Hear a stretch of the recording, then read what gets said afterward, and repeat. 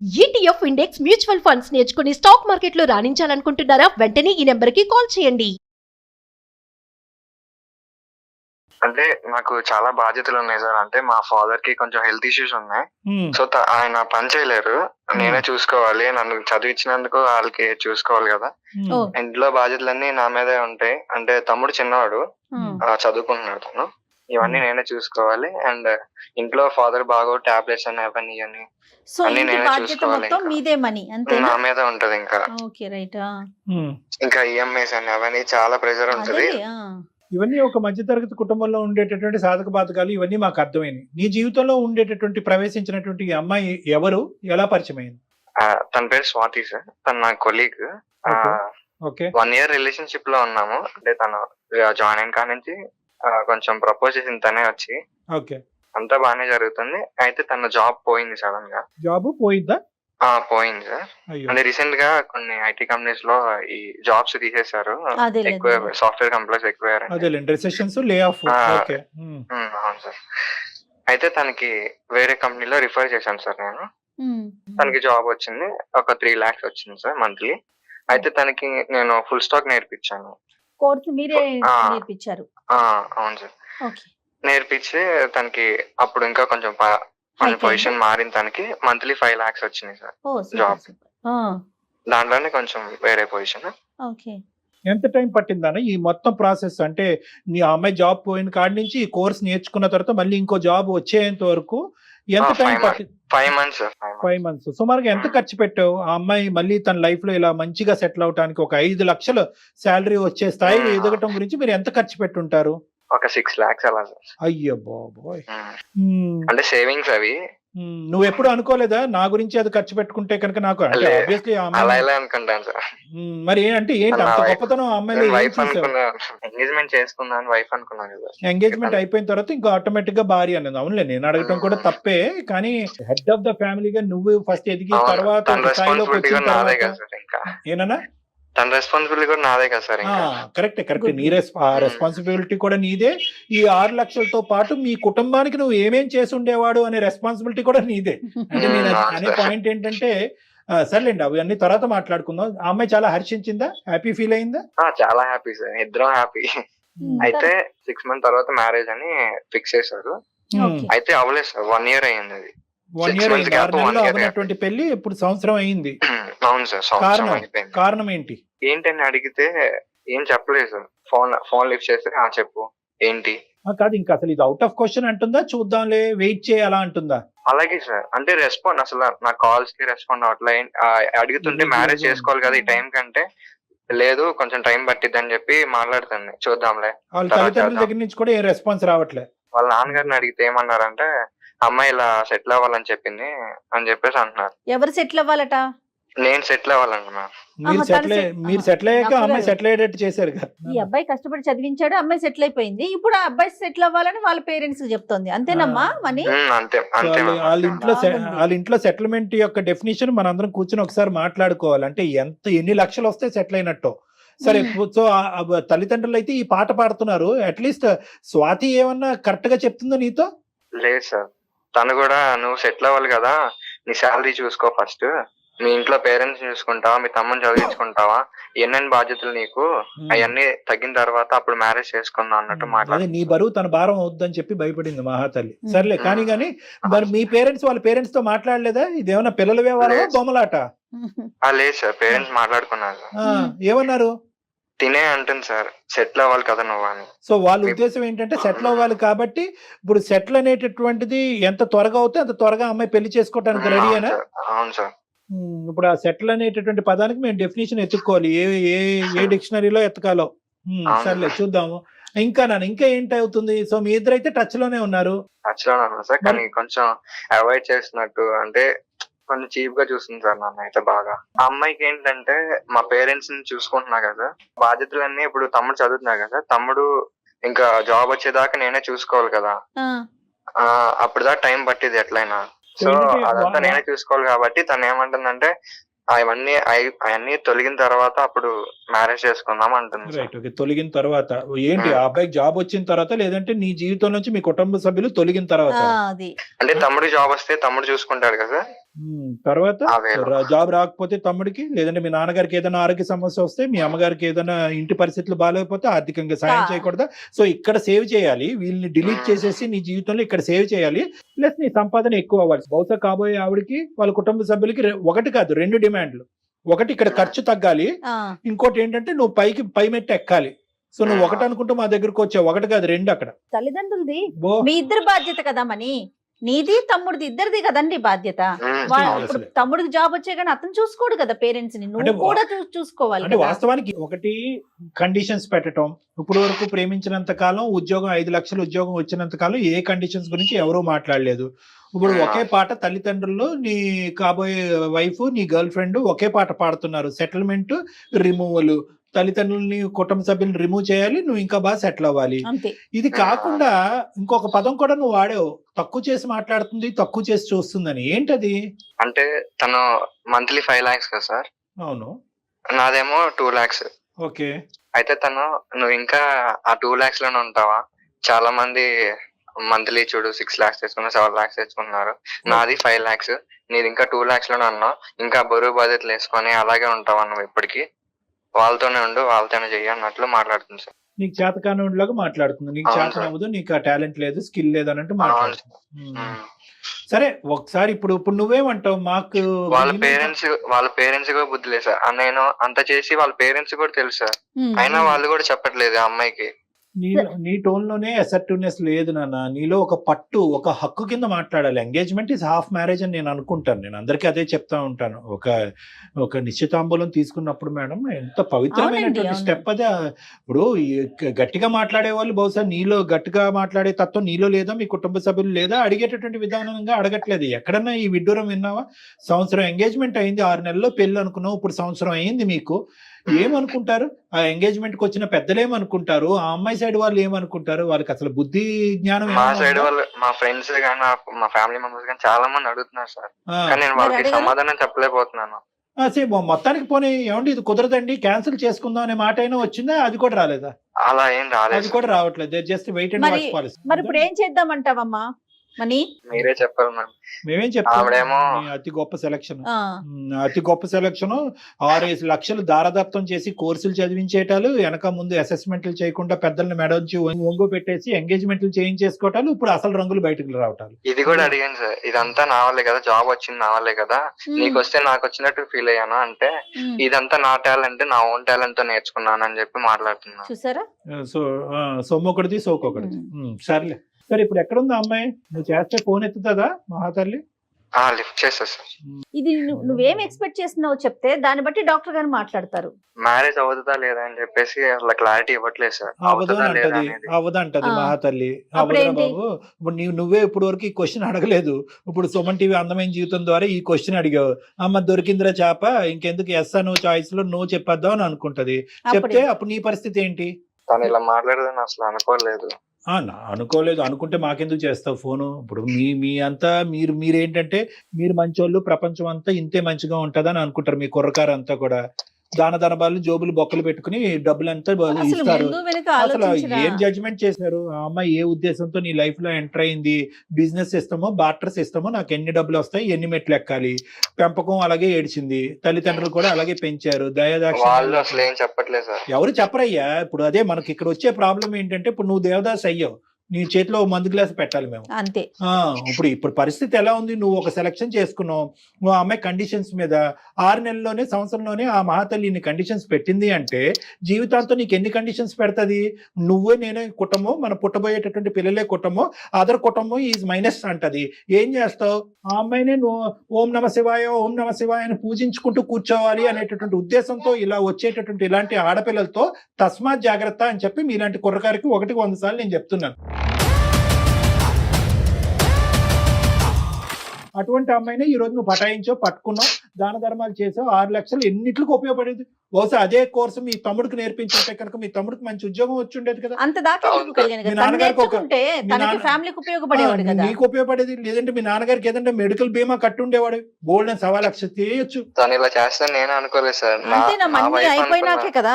ఒకటి ఇవన్నీ నాకేంటి సార్ క్లాస్ పీకుతున్నారు ఆ అమ్మాయిని అడగకుండా అంటే కనుక నీకే పీకాలి క్లాస్ ఇక్కడ.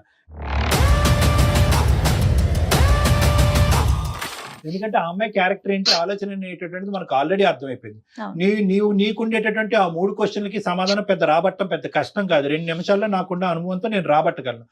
నేనేమంటున్నానంటే ఎండ్ రిజల్ట్ ఎలా ఉన్నా కూడా మన మంచికే వచ్చింది అనే విధంగా నువ్వు ముందుకు పో, అది నేను చెప్తున్నా. అది ఎందుకంటే 2 నెలల్లోనే ఇంత 70mm సినిమా చూపెట్టినటువంటి అమ్మాయి జీవితాంతం ఏ సినిమా నీకు చూపెడుతుంది? నీకు నీ కుటుంబ సభ్యులు ఒక పెద్ద గుడిబండ తెచ్చుకుని ఇంట్లో పెట్టుకున్నట్టుగా అనిపిస్తూ ఉంటుంది. ఒక వైట్ ఎలిఫెంట్ అంటారు ఇలాంటివన్నీ, తల్లేనుగు. సో కాబట్టి నీకు కూడా నేర్చుకోవాల్సిన పాఠాలు కూడా ఇక్కడ ఉన్నాయి. ఇవన్నీ నేను ఆ అమ్మాయి ఎదుర్కొంటే చెప్పలేను కాబట్టి ఆ అమ్మాయికి ఫోన్ కలప ముందే నీతో చెప్తున్నాను. 2 ద్వారాలు ఓపెన్ చేయి, exit or entry, whatever it is. Okay, 2 accept చేయడానికి రెడీగా నాకైతే ఉండండి. తనైతే కావాలి సార్. కావాలి. మా పేరెంట్ అయితే వదులుకోలేను తన కోసం. ఓకే, ఫోన్ కలుపు, మాట్లాడదాం. ఏమని పేరు మేడం? స్వాతి. స్వాతి అంటండి. The person you are speaking with has put your call on hold. Please stay on the line. Hello చెప్పమని. అమ్మా, తిన్నావా? నువ్వు ఏంటి మ్యారేజ్ గురించి? ఆలోచించకండి, నువ్వు సెటిల్ అయినా చూద్దాంలే. చెప్పా కదమ్మా, అదే మ్యారేజ్ అయిపోయిన తర్వాత చేస్తానని. మ్యారేజ్ అయిందా సెటిల్ అయ్యేదేంటి? సెటిల్ అయితేనే మ్యారేజ్. ఇప్పుడు నువ్వు రెస్పాన్సిబిలిటీస్, తమ్ముని చదివించాలి, అమ్మని చూసుకోవాలి, నాన్నని చూసుకోవాలని ఆ 2 lakhs నువ్వు అవి చేయాలంటే ఇక మ్యారేజ్ చేసుకుని ఏం చేద్దామని? ముందు సెటిల్ అవుతారా చూద్దాంలే అవన్నీ. అలా అనుకోమ్మా, నీ జాబ్ వస్తే నాకు జాబ్ వచ్చినట్టు ఫీల్ అయ్యా, నువ్వు సక్సెస్ అయితే నేను సక్సెస్ అయినట్టు ఫీల్ అయ్యా. నువ్వు ఇలా మాట్లాడితే ఎలా తీసుకోగలమ్మా నేను? ఇప్పుడు నా టాలెంట్ వచ్చి నేను చేసినవి నువ్వు ఫీల్ అయ్యేదేంటి?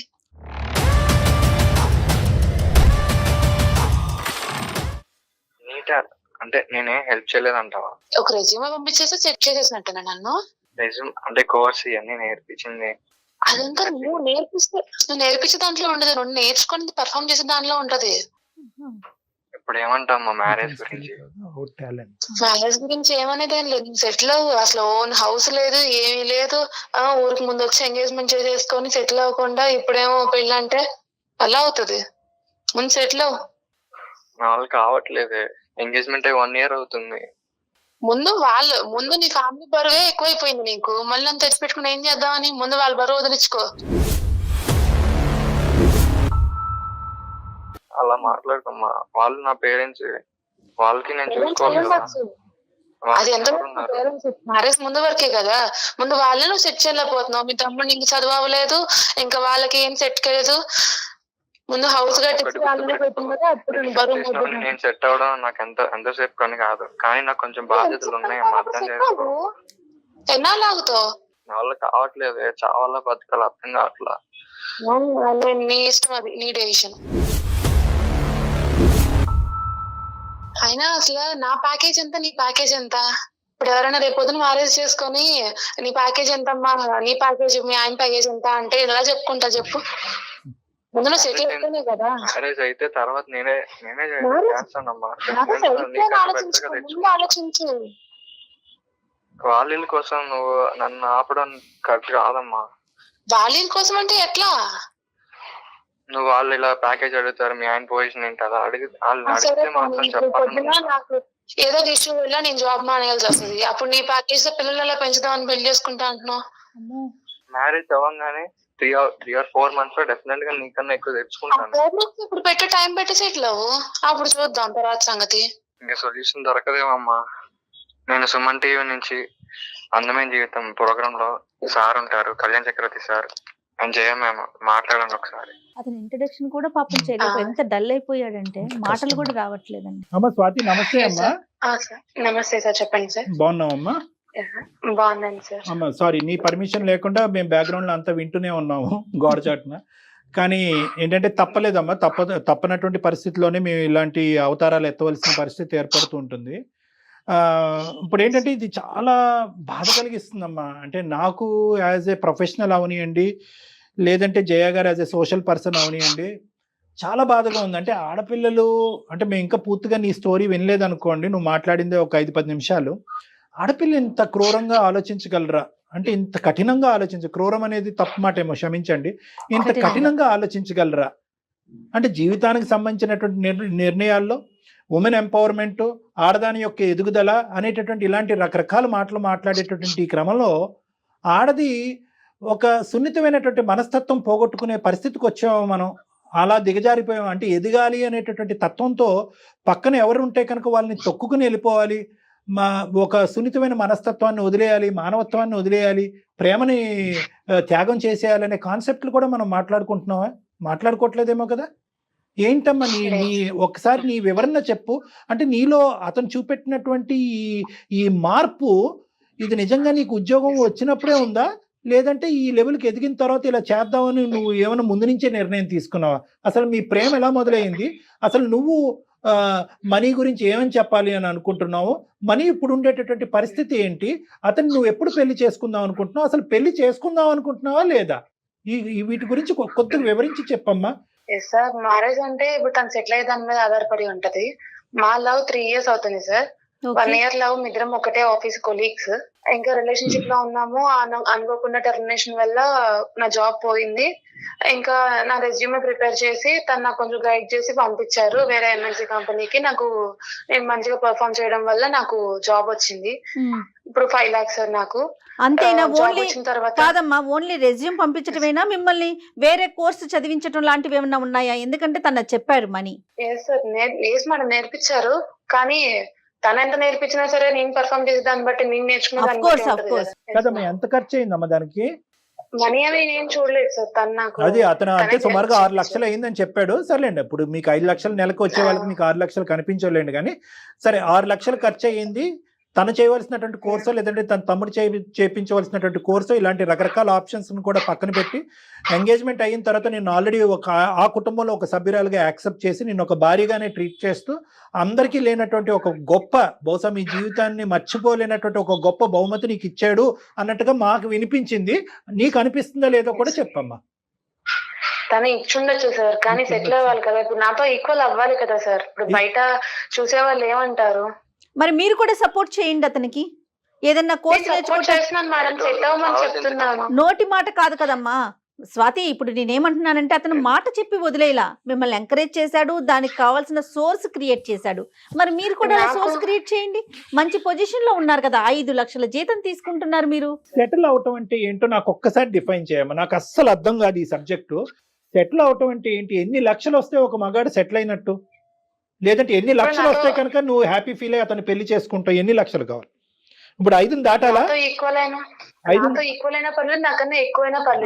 ఓకే ఓకే సరే. ఇప్పుడు అతనికి ఏంటమ్మా అంటే, ఇప్పుడు నేను స్వాతియే చెప్తేనే అతనికి 5 లక్షలు సంపాదించేటటువంటి ఉద్యోగం వరకు వెళ్తాడా? ఒక మగాడికి ఒక ఆశయం, ఒక గోల్, ఒక డైరెక్షన్ ఉండవా?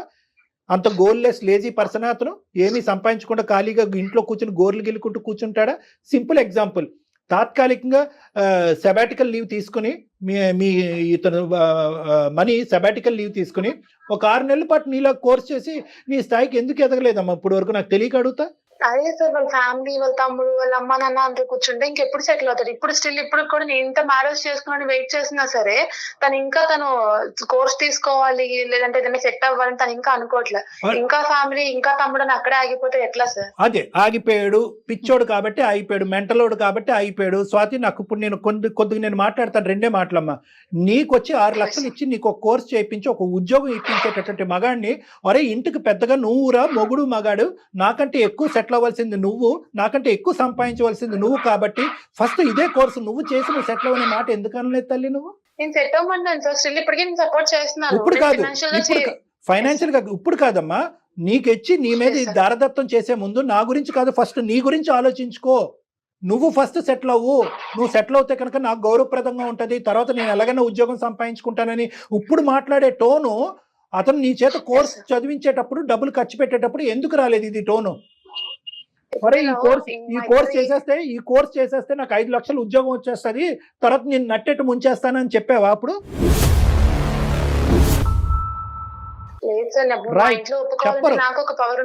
చెప్పరు, మీరు చెప్పరు. ఎందుకంటే మీకు కావాల్సినవన్నీ ఆ దో అనే మాట నేను అన్నగాని మీకు కావాల్సినవన్నీ కూడా తీసేసుకున్న తర్వాత ఇప్పుడు ఆ మగాడిని ఇప్పుడు టిష్యూ పేపర్ కింద వాడుకుని రోడ్డు మీద వదిలేసి ఇప్పుడు ఆడు పిచ్చోడు అయ్యాడట్టున్నాడు. నీ బాయ్ ఫ్రెండ్ పిచ్చోడు అయ్యాడు. మీ ప్రేమ నిజమైన ప్రేమేనా స్వాతి, లేదంటే ఇదేమైనా కల్పితమైన ప్రేమ, కండిషనల్ ప్రేమ? నేను చేసుకున్నామనే ఉన్నాను సార్, తను సెటిల్ అవ్వాలంతే. ఏం సెటిల్ అమ్మా? నాకైతే ఇది కండిషనల్, కల్పితమైనటువంటి ప్రేమ. నువ్వు రాసుకున్న టెక్స్ట్ బుక్ లాగా నాకు అనిపిస్తుంది సెటిల్మెంట్ అనే భాషతో. మీరు రాసుకునే ప్రేమ కథ పేరు సెటిల్మెంట్. సెటిల్ అవుతేనే ప్రేమ, లేదంటే లేదు. అంతే కదమ్మా? అయినా నాకు తెలియగలుగుతాను set అవ్వలేదు. ఎంగేజ్మెంట్ వరకు చేసుకున్నటువంటి తల్లిదండ్రులు నీ ప్రభావం వల్ల వాళ్ళు కూడా అదే భాష మాట్లాడుతున్నారా, లేదంటే వాళ్ళు కూడా నీ నీ మీ అందరూ ఒకే మూకుమ్మడిగా ఇదే విధంగా ఆలోచించాలనుకున్నారా? మీ పేరెంట్స్ లేదు సార్, ఏమంటున్నారమ్మా? అందరూ వాళ్ళు బానే ఉన్నారు సార్. నేనే ఇప్పుడు వాళ్ళు ఓకే చెప్పారు కదా అని చెప్పని నేను ఇప్పుడు ఛాన్స్ తీసుకుంటే రేపొద్దున అందరి ముందు చులకన అయ్యేది నేను తనే కదా సార్. కాదమ్మా, నీకు 5 లక్షలు వస్తున్నాయి, తనకి 2 లక్షలు, 7 లక్షలు చాలవా మీ ఇద్దరి జీవితానికి? టోటల్ ఫిగర్ ఆలోచించట్లేదు అమ్మాయి అండి, ఈ ఫిగర్ దాటాలి. మేడం నేను జాబ్ మానేయాల్సి వస్తుంది, అప్పుడు తన 2 lakhs తో రన్ అవుతుందా మేడం? అవ్వదు కదా. కాదమ్మా, తను ఇంతటితో ఆగిపోడు కదా. నువ్వు 1 lakh 2 lakhs ఆగిపోయావా? నువ్వు 5 lakhs దాకా వెళ్ళలా? రేపొద్దున తను కూడా వెళ్తాడు. దిస్ ఇస్ అమ్మ నాకు అదే క్లియర్ గా వెయిట్ అర్థం. చేస్తున్నాను మేడం 1 year నుంచి. No Swathi, no Swathi, this is not about figures అమ్మ. I don't think so. ఇది ఎన్ని సున్నాలు ఉన్నాయి, 5 పక్కన ఎన్ని సున్నాలు ఉన్నాయి, 2 పక్కన ఎన్ని సున్నాలు అనే కాన్సెప్ట్ కాదు. ఇది ఏంటంటే కనుక కొలమానం అంటారు. అంటే ఏంటంటే ప్రేమని, జీవితాన్ని డబ్బుతో కొలుస్తున్నాను. ఇదే కండిషన్ ఉంటుంది అని అనుకుని ఉంటే కనుక ఈ అబ్బాయి మొదట్లో అసలు ఒక్క అర నిమిషం కూడా నీతో పాటు జర్నీ చేసి ఉండేవాడు కాదు. అసలైన రంగు ఒక మనిషి, ఒక వ్యక్తిత్వం ఒకనేటువంటి ప్రత్యేకంగా స్వాతి యొక్క రంగు తన చేతిలో, తన జోబులో, తన బ్యాంకులో ఎంత డబ్బులు వచ్చిన తర్వాత అసలైన రంగు బయటకు వచ్చినాయి. అదే చెప్తారు కదా, మనీ ఈజ్ మ్యాడ్నెస్ అని చెప్పి. నీ చేతిలో ఈరోజు డబ్బులు కనిపిస్తున్నాయి కాబట్టి నీకు అహంకార ధోరణ. దిస్ ఇస్ ఆల్ అరగెన్స్ అమ్మా. It is not about figures. Madam చాలా నైస్గా చెప్పారు, 5+2 is 7 కదమ్మా.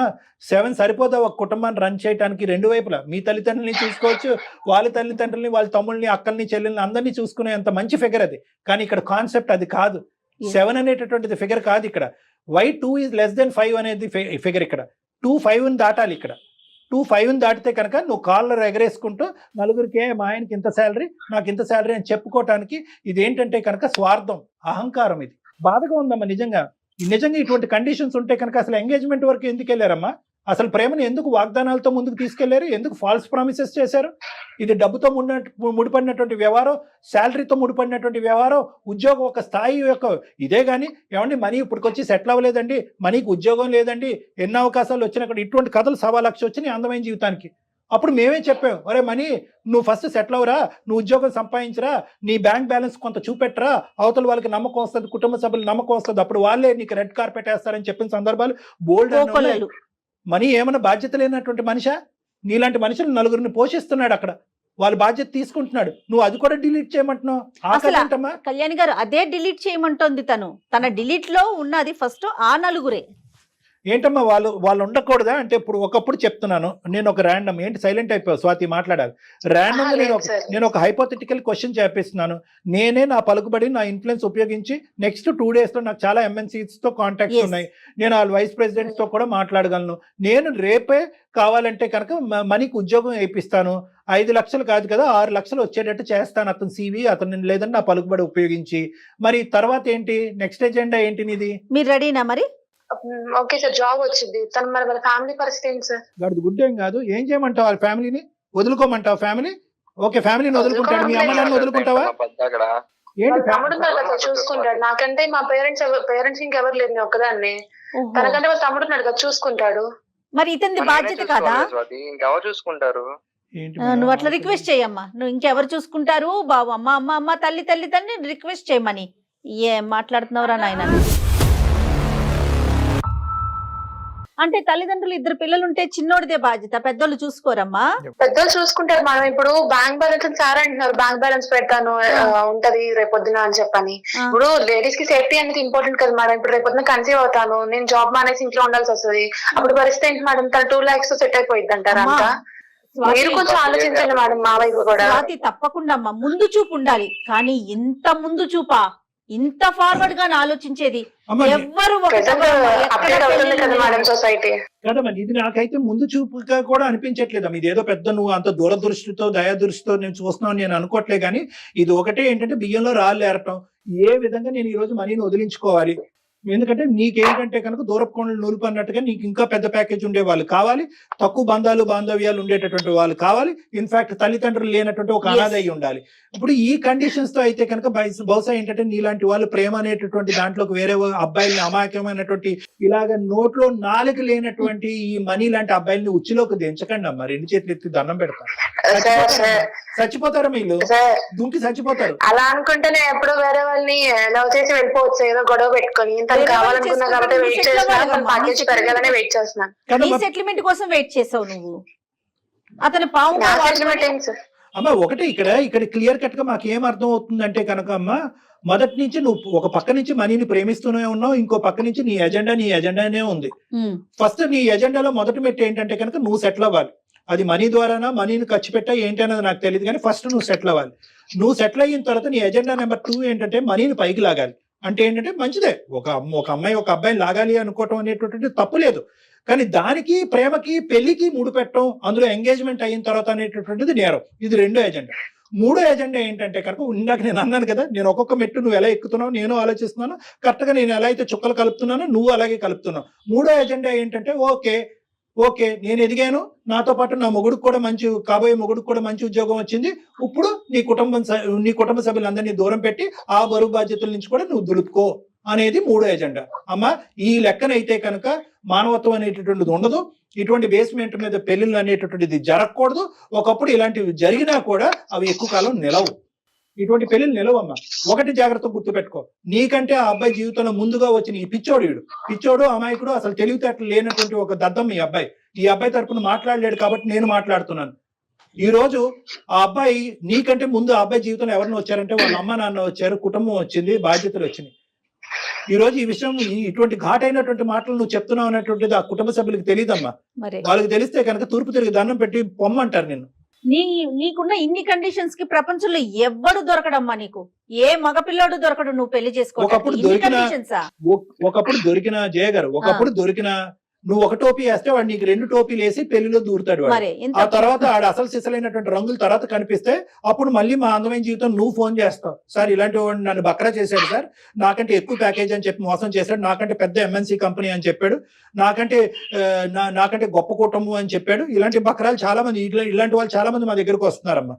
ఇప్పుడు ఇంత చక్కగా బాధ్యతలు నిర్వహిస్తున్నాడు, పెళ్లి కాకముందే నీ సెటిల్మెంట్ గురించి ఆలోచించాడు, నిన్ను ఇంతగా ప్రేమిస్తున్నాడు, ఇంతకన్నా మంచి లక్షణాలు ఉన్న అబ్బాయి నీకు దొరుకుతాడమ్మా? ఎందుకు నేను అందుకనే వెయిట్ చేస్తున్నాను మేడం. ఎంగేజ్మెంట్ కూడా నేను ఒప్పుకొని చేసుకున్న కూడా కారణం మంచితనే. అమ్మా అక్కడి వరకు బానే ఉంది స్వాతి, ఎంగేజ్మెంట్ చేసుకున్నావు, పెళ్లి చేసుకోవాలనుకున్నారు 6 నెలల్లో, అది ఒక పవిత్రమైనటువంటి ఒక ప్రక్రియ. ఇతనేమి ఖాళీగా కూర్చొని గోర్లు గిల్లుకుంటూ కూర్చోలేదు, అతను కూడా కష్టపడుతున్నాడు. ఇప్పటికి కూడా అతను ప్రామిస్ చేస్తున్నాడు, నీ ఆలోచన శైలిలో తప్పు లేదు, నేను ఎదగాలి, నాతో పాటు నా మొగుడు ఎదగాలి, మొత్తం కుటుంబం ఎదగాలి అనేటటువంటి ఆలోచన మంచిదే.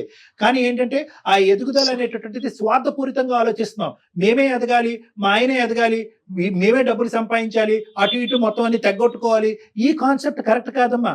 నువ్వు తెలియనితనంతోనో అమాయకత్వంతోనో ఆలోచిస్తున్నావు. అట్లీస్ట్ నా మాటలు ఆలోచించుకుని ఒక్కసారి అనే కూడా కనువిప్పు చేసుకో. నీకు చెప్పేటటువంటి తల్లిదండ్రులు కూడా సరిగ్గా చెప్పలేదని నాకు అనిపిస్తుంది, లేదంటే వాళ్ళని కూడా నువ్వు డామినేట్ చేసి పడేస్తున్నావు అని అనిపిస్తుంది. ఈ రెండిట్లో ఏదన్నా అయి ఉండాలి. ఒకటే కాదమ్మా, డబ్బులు ఒకటే కాదు, ప్యాకేజీలు ఒకటే కాదు, ఎంత సంపాదిస్తాం, రేపొద్దు నేను ప్రెగ్నెంట్ అయితే 2 లక్షలు సరిపోతాయి, లేదా ఉద్యోగాలు ఊడిపోతే తర్వాత ఏంటంటే కనుక అలా అనుకుంటే కనుక ఈ జీవితంలో ఏ పెళ్లి అవ్వదు, ఏ మనిషి. డబ్బుతో కళ్ళు మూసుకుపోయి నేను కఠినంగా మాట్లాడుతున్నానని నువ్వు అనుకోవద్దు. మీకు వచ్చేటటువంటిది ఇట్ ఈస్ సఫిషియంట్. ఎదగండి, చేయి పట్టుకుని కలిసి ప్రయాణిస్తూ నలుగురిని కాపాడుతూ లివ్ అండ్ లెట్ లివ్. వాళ్ళని కాపాడుకోండి, మీరు ఎదగండి. అదే కదమ్మా సమాజం అంటే. రేపొద్దున ఎటువంటి విలువలు నేర్పిస్తారు మీ పిల్లలకి? వాళ్ళు రేపొద్దున కనేటటువంటి పిల్లల్ని కూడా మీ ప్యాకేజ్ అంటారా, అప్పుడే కంటామంటారా? కాదుగా. మరి మీ అమ్మ నాన్న ఒకళ్ళు ప్యాకేజ్ ఒకళ్ళు చూసుకుని పెళ్లి చేసుకున్నారా, లేదంటే ఒకళ్ళు ప్యాకేజ్ ఒకళ్ళు చూసుకుని మిమ్మల్ని కన్నారా? ఏంటమ్మా ఈ ప్యాకేజీలు? బ్రతకడానికి ఎంత ప్యాకేజీ కావాలి? కరెక్టే, డబ్బు ఈజ్ ఇంపార్టెంట్, కానీ ఎంత డబ్బు ఉంటే కనుక సంతృప్తి చెందుతాం, ఆనందిస్తూ ఉంటాం. తప్పు స్వాతి ఈ ఆలోచన. ఒక పక్క నుంచి నిజంగా ప్రేమించానని అంటున్నావు, ఎందుకంటే నేను హర్షిస్తున్నాను, నీ లోపల కూడా ఒక నిజమైనటువంటి ప్రేమ నేను హర్షిస్తున్నాను. ఎందుకంటే కనుక ఎంగేజ్మెంట్ అయినటువంటి ఒక 6 నెలల తర్వాత ఇతను ఇంకా సెటిల్ అవ్వలేదని మీరు తెగొట్టుకోలేదు. ఇప్పుడు కూడా వెయిట్ అండ్ వాచ్ పాలసీలోనే ఉన్నారు.